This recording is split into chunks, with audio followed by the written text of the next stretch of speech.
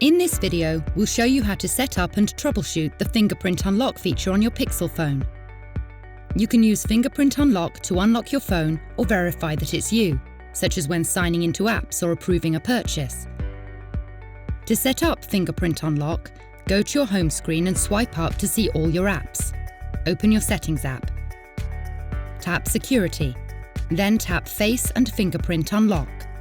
If it is your first time setting up Fingerprint Unlock, choose a backup screen lock method, then decide what you want your locked screen to display.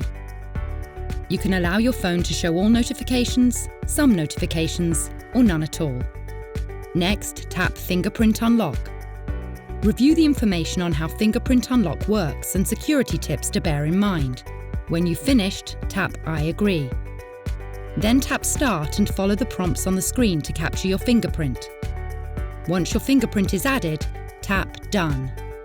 Now you can unlock your phone by firmly holding your finger on the display sensor until your phone unlocks. You can also sign into apps and approve purchases using your fingerprint.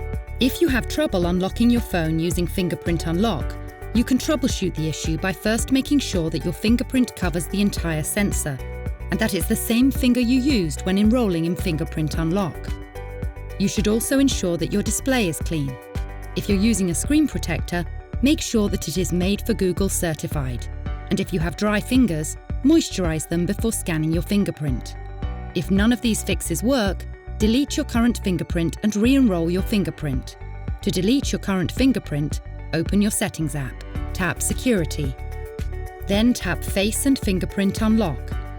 Enter your PIN, pattern or password. Tap Fingerprint Unlock, then tap the bin icon to remove your fingerprint.